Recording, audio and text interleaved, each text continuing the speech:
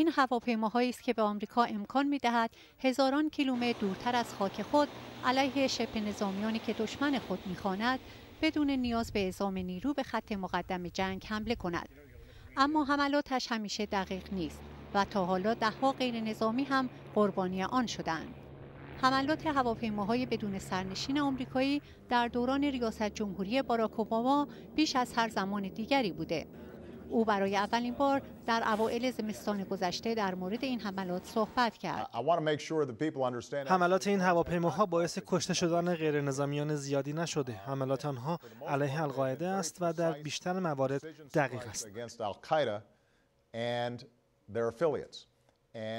اما این سخنان آقای اوباما همه را قانع نکرد.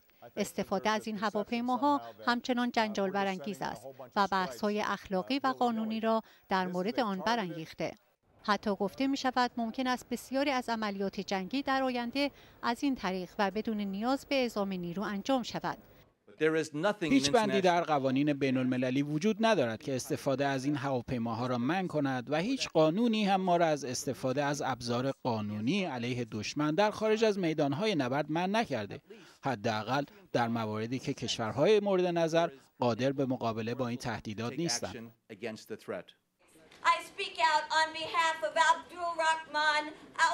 اما همه با این نظر موافق نیستند، حتی بعضی از شهروندان آمریکایی. معترضان میگویند که حمله این هواپیماها باعث کشته شدن غیر نظامیان می شود و بعضی هم استفاده از آن را نقض تمامیت ارضی کشورها می دانند. هواپیماهای بدون سرنشین می توانند در ارتفاع 8000 متری برای مدت 24 ساعت در آسمان بمانند.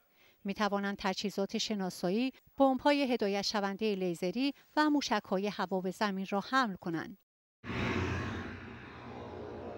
عمده حملات این هواپیماها در پاکستان، یمن و سومالی انجام می شود. آمریکا عملیات این هواپیماها در یمن را به ویژه موفقیت‌آمیز دانسته، جایی که بعضی از اعضای ارشد القاعده را کشته، از جمله انور والقی که خود تابعیت آمریکایی داشت. اما با وجود افزایش این عملیات، تعداد نیروهای القاعده در یمن از 3 سال پیش تا کنون 3 برابر شده و حتی کنترل بعضی از مناطق این کشور را هم به دست گرفته. در پاکستان هم مقام‌های این کشور بارها گفتند عملیات این هواپیماها در واقع به عصبانیت مردم محل و سربازگیری بیشتر القاعده و دیگر گروه‌های شبه نظامی منجر می‌شود. این تنها آمریکا نیست که از این هواپیماها استفاده می‌کند. اسرائیل هم برای عملیات شناسایی و جاسوسی در کشورهای عرب همسایه‌اش هواپیماهای بدون سرنشین را به کار می‌گیرد. هر سال آمریکا و بریتانیا میلیاردها دلار برای ساخت نوع تازه‌تر و پیشرفته‌تر هواپیماهای بدون سرنشین هزینه می‌کنند و صدها خلبان هم برای هدایت حملات این هواپیماها آموزش می‌بینند. اما در بعضی عملیاتی که این هواپیماها چند سال پیش در عراق انجام دادند، سربازهای معمولی آن را هدایت می‌کردند. اگرچه هنوز نمیتوان به طور قاطع تاثیر این هواپیماها بر جنگ‌های آینده را تعریف کرد، اما آنچه مشخص است استفاده از این تکنولوژی به سرعت در ارتش‌های مختلف دنیا رو به افزایش است. مهین شفایی، BBC.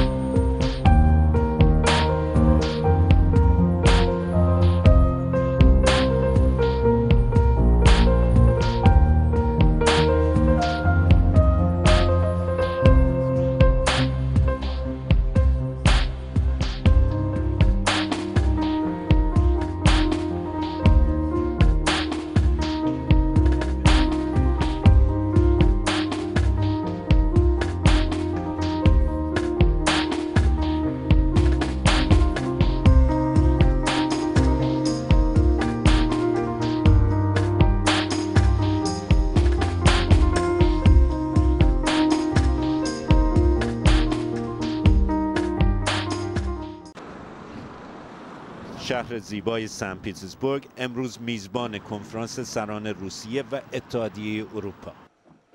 این اولین ملاقات سران اروپا با ولادیمیر پوتین بعد از رئیس جمهوری شدن مجدد رهبر روسیه است. فرصتی برای ارزیابی اروپایی‌ها از چشمانداز فصل جدید روابط و برای آقای پوتین شروع تازه‌ای در روابط با اروپا.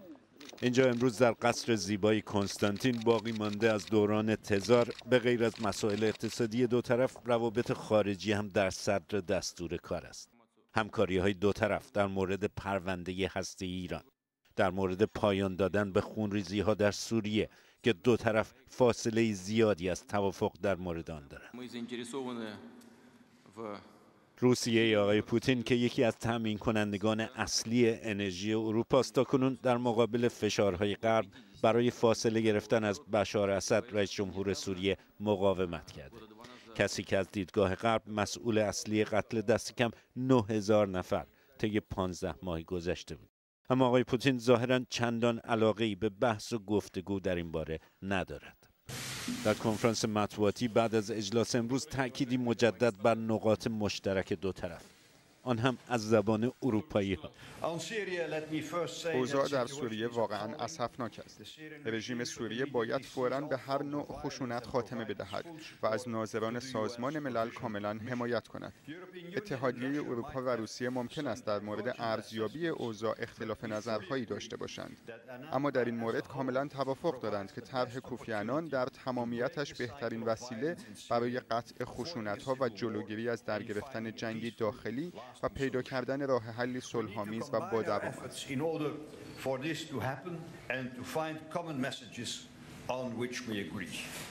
در مورد ایران، حالا دو طرف به عملکرد ایران در مذاکرات مسکو که قرار است 2 هفته دیگر برگزار شود چشم دوختند. درباره ایران در مورد لزوم فوری جلوگیری از دستیابی این کشور به سلاح‌های هسته‌ای توافق داریم. اتحادیه اروپا و روسیه با یکدیگر و با قدرت‌های دیگر در این مورد همکاری‌های نزدیکی دارند.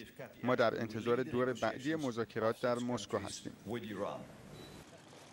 باید دید با اتکای سنگین اروپا به نفت و گاز روسیه و نیاز شدید روسیه به سرمایه‌گذاری‌های اروپا، دو طرف تا چه حد می‌توانند در گسترش همکاری‌های سیاسی موفق باشند. کسرا ناجی، BBC. کلیسای سن مارتین لندن امروز محل گردهمایی اقوام و دوستان ماری کولوین بود. خبرنگار معروف ساندی تایمز که نزدیک به 3 ماه پیش در جنگ‌های شهر هومس کشته شد. ماری کولوین که یک چشمش را در جنگ‌های شمال سریلانکا از دست داده بود، هنگام فوتش 56 سال داشت. یکی از معدود خبرنگاران جنگی زن بود و یکی از متحورترین خبرنگارها، با تقریباً 30 سال سابقه کار برای ساندی تایمز. دورانی که طی آن او از گوش و کنار جهان، از جنگ‌ها و بحران‌ها برای روزنامه‌اش که خوانندگان جهانی داشت گزارش فرستاد.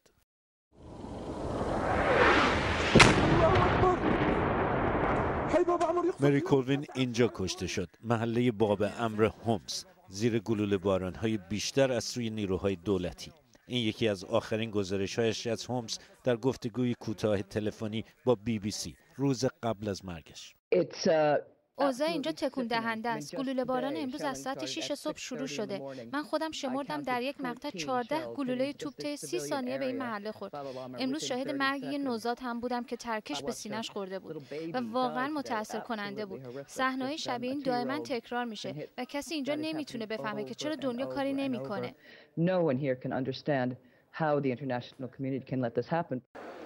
در مراسم امروز چند نفر از همکاران و دوستان او سخن گفتند. از شهامتش، از بیشیل پیله بودنش، از تواضعش، از طبع شوخش و از عشقش به زندگی. سردبیر ساندی تایمز یکی از سخنران‌ها اینجا بود امروز. او از ماری کولوین به عنوان یکی از بهترین خبرنگاران جنگی نسل خودش یاد کرد. جیم میور، خبرنگار با سابقه BBC که چند سالی هم در تهران مستقر بود، ماری کولوین را قبل از سفرش به هومس دیده بود. قبل از اینکه بره به من گفت که فجایع وحشتناکی داره اونجا اتفاق میفته و باید اونجا باشه. احساس میکرد که باید اونجا باشه و از نزدیک گزارش کنه. به نظر من مری کلوین با مرگش و با کارش تونست اطلاعات بیشتری از اونجا به ما بده و در نتیجه ما امروز درک بهتری از اوضاع سوریه داریم. زندگی مری کلوین که در 56 سالگی در هومس کشته شد. کسرا ناجی، BBC لندن.